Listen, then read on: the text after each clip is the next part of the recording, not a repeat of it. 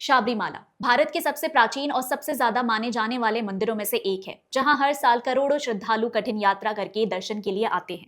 ये मंदिर सिर्फ आस्था का केंद्र नहीं बल्कि परंपरा और विश्वास का बड़ा प्रतीक है। लेकिन इसी पवित्र जगह पर सालों तक चुपचाप गोल्ड निकाल कर उसे सस्ते मेटल से रिप्लेस किया जाता रहा और किसी को भनक तक नहीं लगी। दोस्तों, केरला हाई कोर्ट ने मंडे को साफ कहा है कि ये कोई छोटी गड़बड़ी या लापरवाही नहीं थी, ये कोई एक्सीडेंट नहीं था, बल्कि ये प्लान्ड और सिस्टमैटिक लूट थी जो सोच समझकर और लंबे समय तक चलाया गया। कोर्ट ने यह भी माना कि ये किसी एक दो लोगों की हरकत नहीं लगती, बल्कि इसके पीछे पूरा सिस्टम काम करता दिख रहा है।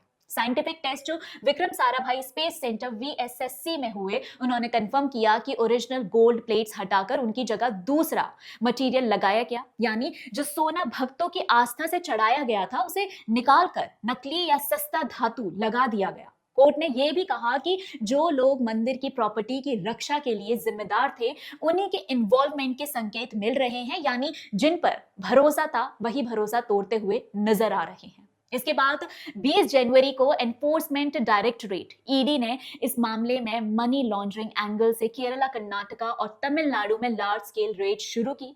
टोटल 21 लोकेशंस पर छापेमारी चल रही है, जिनमें अक्यूज्ड लोगों के घर, ऑफिसेज और उनसे जुड़े इंस्टीट्यूशन शामिल हैं। सोर्सेज ये भी कह रहे हैं कि इन मल्टी स्टेट रेड्स के बाद ईडी एसेट्स अटैच करने की प्रक्रिया भी शुरू कर सकती है।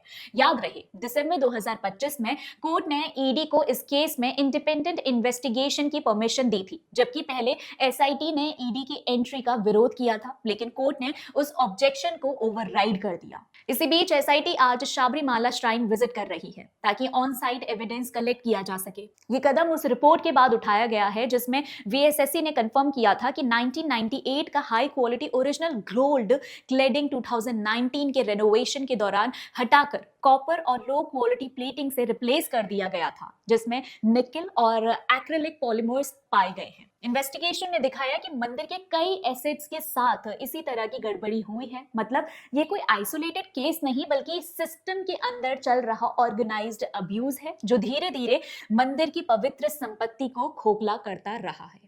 ये मंदिर किसी इंडिपेंडेंट ट्रस्ट के अंडर नहीं होते, बल्कि सीधे गवर्नमेंट के कंट्रोल में होते हैं। मतलब उनकी सिक्योरिटी, पैसा, ऑडिट्स और प्रोटेक्शन की पूरी जिम्मेदारी स्टेट की होती है। लेकिन जब इतने बड़े स्कैम सामने आ रहे हैं, तब भी सिस्टम में ना कोई स्ट्रॉन्ग सुधार हो रहा है, ना किसी पर प्रॉपर एक्शन। बस वही पुराना ढांचा, वही लूपहोल्स और वही कमजोर व्यवस्था चल रही है। वैसे यहाँ मेरा एक सवाल है, अगर ऐसा किसी मस्जिद या चर्च में होता तो क्या कांग्रेस सरकार फिर भी उनकी जिम्मेदारी अपने हाथ में रखती?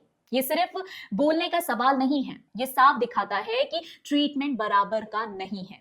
इसको सेक्युलरिज्म कहना गलत होगा। असल में ये सिलेक्टिव इंटरफेरेंस है, जहां बाकी धर्मों के इंस्टीट्यूशंस को छोड़कर सिर्फ हिंदू मंदिरों पर गहरा और लगातार कंट्रोल रखा जाता है। और ये गोल्ड चोरी कोई रैंडम इंसिडेंट नहीं लगती। केरला हाईकोर्ट के ऑब्जर्वेशन से साफ है कि इसमें ऑफिशियल्स, कॉन्ट्रैक्टर्स और ट्रेडर्स का पूरा नेटवर्क शामिल है। मतलब ये काम प्लान्ड तरीके से सिस्टम के अंदर बैठकर किया गया है। और ये पहली बार नहीं हुआ, पहले भी पद्मनाभ स्वामी मंदिर में ऐसा ही पैटर्न देखा गया था, जहां गोल्ड को कॉपर से रिप्लेस किया गया, रिकॉर्ड्स में झूठी एंट्रीज हुई और ऑर्नामेंट्स गायब मिले। इसका मतलब साफ है, जो मंदिर का धन भक्तों के लिए होता है, सेवा और धार्मिक काम के लिए होता है, वही चुपचाप निकल रहा है।